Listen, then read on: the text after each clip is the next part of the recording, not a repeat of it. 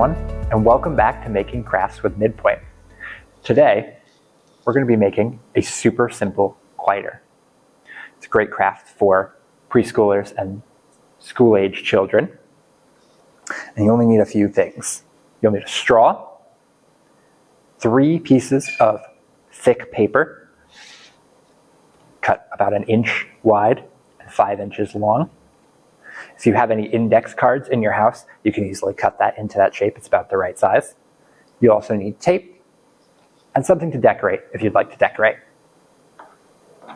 We'll start by taking one of the strips of paper and a small piece of tape.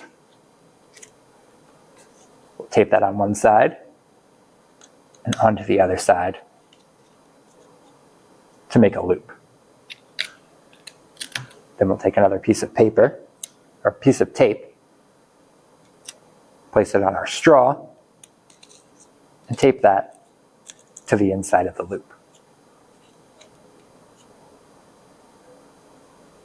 Then we'll take our other 2 strips of paper, place 1 strip of tape on the paper, and tape the 2 together with a little bit of overlap. If you wish, you can also tape the inside to make a sturdier loop.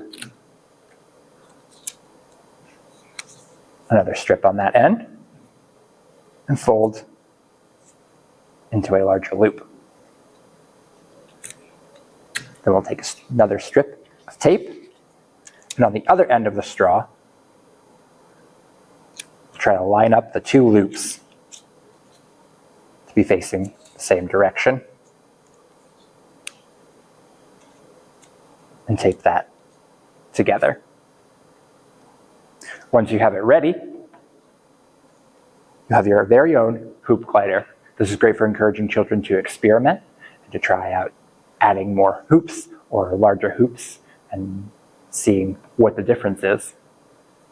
And you'll have a glider. Thanks, everybody.